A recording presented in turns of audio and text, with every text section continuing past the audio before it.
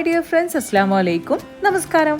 അപ്പോൾ ഇന്ന് ഒരു ഈദ് ഒരുക്കങ്ങളൊക്കെ അടങ്ങിയിട്ടുള്ളൊരു വീഡിയോ ആയിട്ടാണ് വന്നിട്ടുള്ളത്. 2 റെസിപ്പിയും കാണിക്കുന്നുണ്ട്, അതുപോലെ തന്നെ ചെറിയൊരു ഷോപ്പിംഗ് ഒക്കെ കാണിച്ചിട്ടുള്ളൊരു വീഡിയോ ആണ്. ഇതിനുണ്ടാക്കുന്ന 2 ഡെസേർട്ടിൻ്റെ റെസിപ്പി ആയിട്ടാണ് വന്നിട്ടുള്ളത്.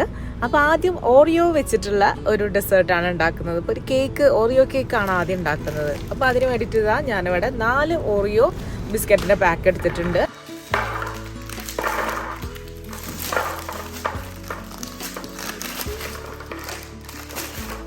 ഇനി ഇതിലേക്ക് 3 കപ്പ് പാലാണ് ആവശ്യമുള്ളത്. ഒരു കാര്യം ശ്രദ്ധിക്കേണ്ടത്, റൂം ടെമ്പറേച്ചറിലുള്ള പാലായിരിക്കണം കേട്ടോ അത്. ഇനി നമ്മൾ ഈ ഒരു ബിസ്ക്കറ്റിലേക്ക് ഈ പാലെല്ലാം ഒഴിച്ചു കൊടുക്കുകയാണ്. എന്നിട്ട് കുറച്ച് നേരം ഇതൊന്ന് സോക്കാൻ വേണ്ടിയിട്ട് മാറ്റി വെക്കാം. ഇനി ഇതൊരു വിസ്ക് വെച്ചിട്ട് നന്നായിട്ട് മിക്സ് ചെയ്തെടുക്കണം. ഇനി ഇതിലേക്ക് 3 ടീസ്പൂൺ ബേക്കിംഗ് പൗഡർ ചേർത്ത് കൊടുക്കണം.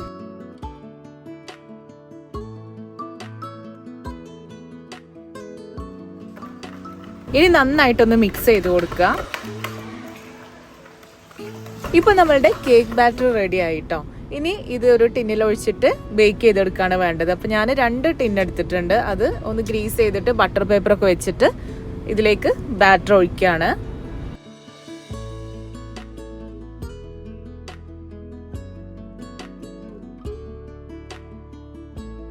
ഇനി ഇതൊന്ന് കൗണ്ടർ ടോപ്പിൽ വെച്ചിട്ട് ടാപ്പ് ചെയ്തെടുക്കുകയാണ്. ഇനി ഇത് 10 മിനിറ്റ് പ്രീഹീറ്റ് ചെയ്ത് വെച്ചിട്ടുള്ള ഓവനിൽ വെച്ചിട്ടൊന്ന് ബേക്ക് ചെയ്തെടുക്കുകയാണ്.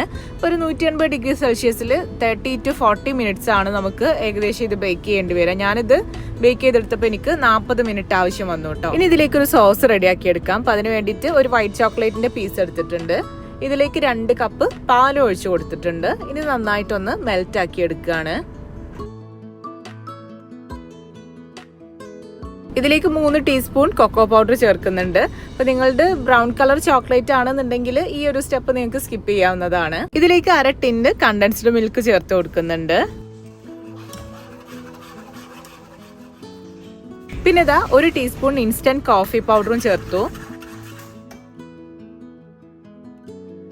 ഇനി 2 ടേബിൾ സ്പൂൺ കോൺഫ്ലോർ കുറച്ച് തണുത്ത പാലിലൊന്ന് മിക്സ് ചെയ്തെടുക്കണം.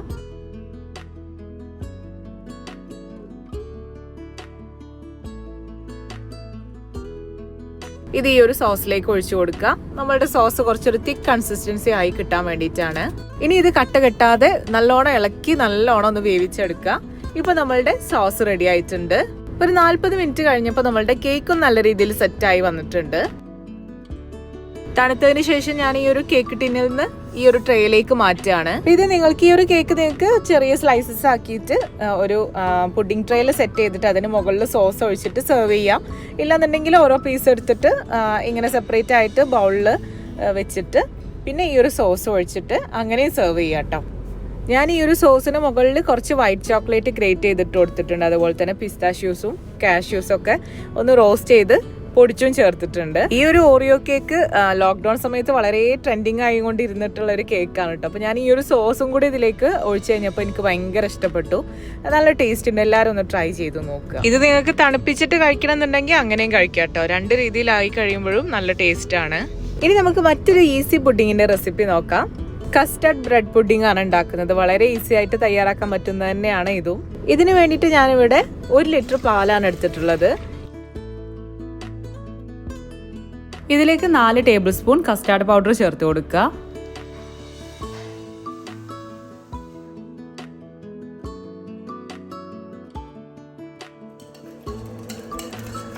ഇത് നന്നായിട്ട് മിക്സ് ചെയ്തതിന് ശേഷം ഇതിലേക്ക് 1/2 ടിന്ന് കണ്ടൻസ്ഡ് മിൽക്ക് ചേർത്ത് കൊടുക്കുക.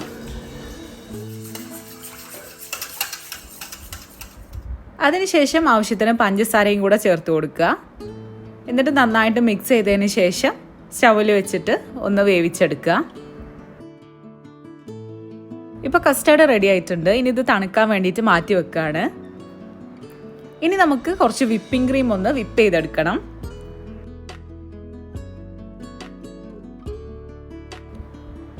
വിപ്പിംഗ് ക്രീമിലേക്ക് കുറച്ച് പിസ്ത എസൻസ് ചേർത്ത് കൊടുക്കുന്നുണ്ട് കേട്ടോ. അപ്പോൾ അത് ഓപ്ഷണൽ ആണ്, നിങ്ങൾക്ക് വേണമെന്നുണ്ടെങ്കിൽ ചേർത്ത് കൊടുത്താൽ മതി.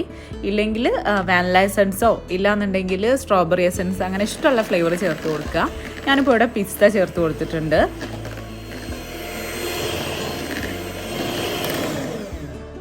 അപ്പോൾ നമ്മളുടെ വിപ്പിംഗ് ക്രീം വിപ്പ് ചെയ്തെടുത്തിട്ടുണ്ട്. ഇനി പുഡിംഗ് ട്രേ എടുത്തിട്ട് അതിലേക്ക് ബ്രെഡ് സ്ലൈസസ് ഇതാ ഇതുപോലെ അതിൻ്റെ അരികൊക്കെ കളഞ്ഞിട്ട് ഇതുപോലെ അടിയിൽ ഒരു ലെയറായിട്ട് വെക്കണം. അപ്പോൾ ഞാൻ 2 ട്രേയിൽ വെക്കുന്നുണ്ട്. ഇനി ഇതിന് മുകളിൽ നമ്മൾ ഉണ്ടാക്കി വെച്ചിട്ടുള്ള കസ്റ്റാർഡ് സോസ് ഒഴിച്ചു കൊടുക്കുക. അപ്പോൾ ഈ ഒരു ലെയർ ഒഴിക്കുന്ന സമയത്ത് നിങ്ങൾക്ക് ഇതിലേക്ക് നട്ട്സൊക്കെ ഇട്ട് കൊടുക്കുക കേട്ടോ. ഞാൻ മറന്നു പോയതാണ് ആക്ച്വലി. അപ്പോൾ ഒരു വമ്പൻ സർപ്രൈസ് അവിടെ നടന്നിട്ടുണ്ടായിരുന്നു കേട്ടോ. അപ്പോൾ എന്താ സർപ്രൈസ് എന്നുള്ളത് ഞാൻ നെക്സ്റ്റ് വീഡിയോയിൽ പറയാം. അപ്പോൾ ആ ഒരു സർപ്രൈസ് നടക്കുന്നതിൻ്റെ ഇടയിലാണ് ഞാനത് ഷൂട്ട് ചെയ്യുകയൊക്കെ ചെയ്യുന്നത്. അപ്പോൾ അതുകൊണ്ട് ഞാൻ നട്ട്സ് ഇടാനൊക്കെ വിട്ടുപോയതാണ്.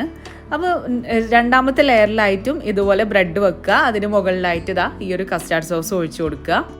അതിനുശേഷം നമ്മൾ വിപ്പ് ചെയ്ത് വെച്ചിട്ടുള്ള വിപ്പിംഗ് ക്രീമാണ് ലെയർ ചെയ്ത് വെക്കേണ്ടത്.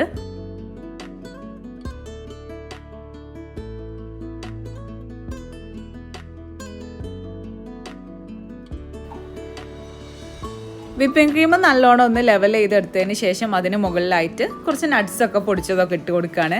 ഈ ഒരു സെയിം രീതിയിൽ നമ്മൾ ഓരോ ലെയറിലും നട്ട്സ് ഇട്ട് കൊടുക്കണം. ഞാൻ അത് വിട്ടുപോയതാണ്. അപ്പോൾ നമ്മളുടെ കസ്റ്റാർഡ് ബ്രെഡ് പുഡിംഗ് ഒരു 2 മണിക്കൂർ നേരത്തേക്ക് ഫ്രിഡ്ജിൽ വെച്ച് കഴിഞ്ഞാൽ റെഡിയായി. അപ്പം ഞാനിത് ഫ്രിഡ്ജിലേക്ക് കയറ്റി വെക്കുകയാണ്.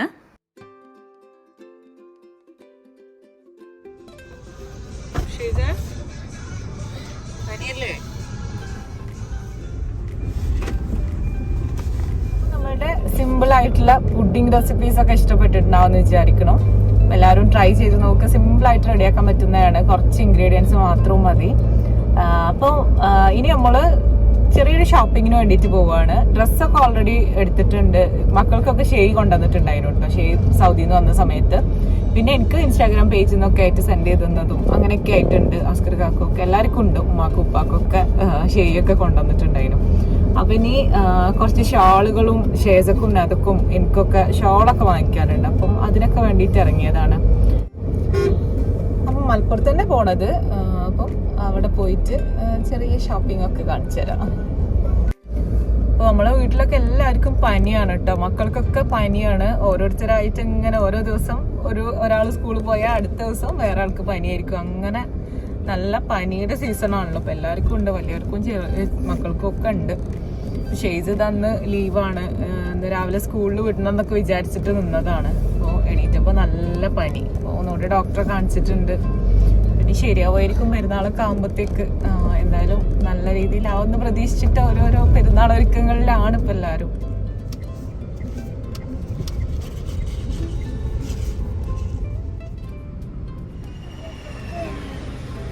കൊറിയറാടാ, കൊറിയർ വന്നിട്ട് എന്താണ്? ഇതൊരു ബെഡ്ഷീറ്റ് ആണ് കേട്ടോ. നമുക്ക് ഇൻസ്റ്റാഗ്രാം പേജിൽ നിന്ന് സെൻഡ് ചെയ്തെന്നാണ്. അപ്പൊ ഞാൻ വീട്ടിൽ ചെന്നിട്ട് അൺബോക്സ് ചെയ്ത് കാണിക്കാം.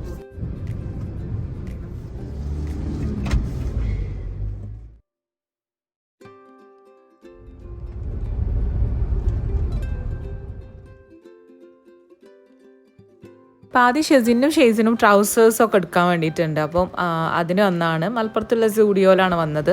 അപ്പോൾ സ്റ്റുഡിയോ കഴിഞ്ഞ പെരുന്നാളിനാണ് തോന്നുന്നത് ഓപ്പൺ ആക്കിയത്. അപ്പോൾ നമ്മൾ ഫസ്റ്റ് ടൈമാണ് വരുന്നത്. സ്റ്റുഡിയോയിൽ ഒരു നല്ല കളക്ഷൻസ് ഉണ്ടാവലുണ്ട്, ഒരു റീസണബിൾ റേറ്റിൽ തന്നെ. അപ്പോൾ എന്തായാലും ട്രൗസേഴ്സ് എടുക്കട്ടെ ഫസ്റ്റ്.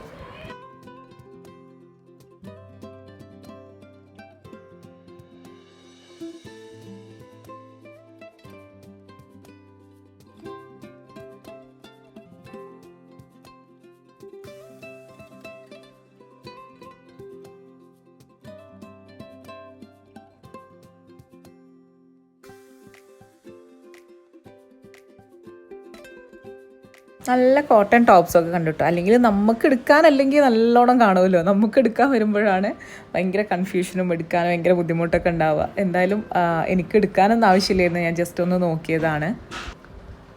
സ്റ്റുഡിയോയിലപ്പം സ്കാർഫും ഷോളും അങ്ങനത്തെ സംഭവങ്ങളൊന്നും ഇല്ല കേട്ടോ. അപ്പം അത് വാങ്ങിക്കാൻ വേണ്ടിയിട്ട് പിന്നെ വേറെ ഷോപ്പിൽ കയറണം. അപ്പം അത് വാങ്ങിക്കാൻ പോട്ടെ. എനിക്കും ഷേസക്കും നദക്കും കൂടെ ഷോൾ എടുക്കാനുണ്ട്. അപ്പോൾ അതൊന്ന് വാങ്ങിക്കട്ടെ.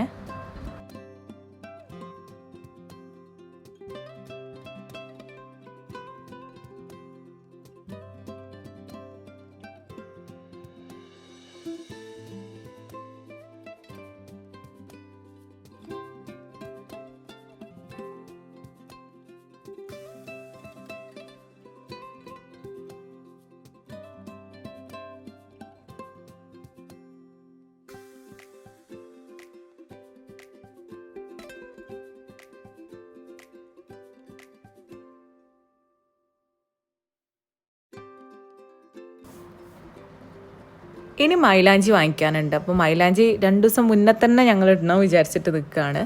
അപ്പോൾ എന്തായാലും മൈലാഞ്ചി വാങ്ങിക്കട്ടെ. പിന്നെ എനിക്ക് തലയിലിടുന്ന ഒരു ക്രാബ് വാങ്ങിക്കാണ്ടായിരുന്നു. പിന്നെ റിങ് ആസ് യൂഷ്വൽ ഞാൻ എപ്പോഴും നോക്കണതാണ്, വെറുതെ നോക്കിയെന്ന് മാത്രമേ ഉള്ളൂ, ഞാൻ എടുത്തിട്ടില്ല. ഞാൻ ജസ്റ്റ് കണ്ടപ്പോൾ എനിക്ക് ഇഷ്ടമായപ്പോൾ ജസ്റ്റ് നോക്കിയതാണ്.